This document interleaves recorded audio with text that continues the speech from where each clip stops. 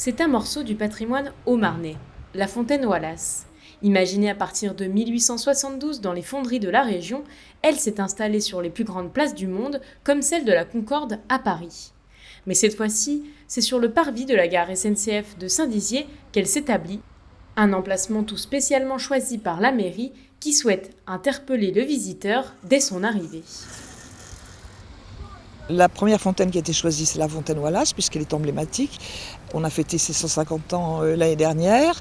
Elle est présente naturellement à Paris, mais dans le monde entier.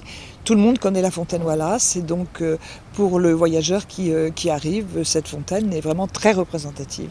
Un peu plus loin, une fontaine Montier-Randère prend place sur son socle. Elle aussi a été fondue par la société GHM de Sommevoire.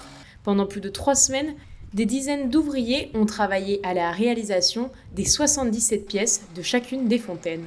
Un travail de précision qui fait toujours autant vibrer la fonderie qui produit pourtant la Wallace depuis le 19e siècle. C'est assez émouvant et à chacune des fontaines produites, je trouve qu'il y a beaucoup d'émotions au sein de la GHM. À chaque fois qu'il y en a une qui sort des ateliers de production, on se dit qu'en fait on continue l'histoire. Ces 2 nouvelles pièces s'inscrivent dans une ligne de mobilier urbain propre à Saint-Dizier, un ensemble qui permet à la ville de mettre en avant le savoir-faire local.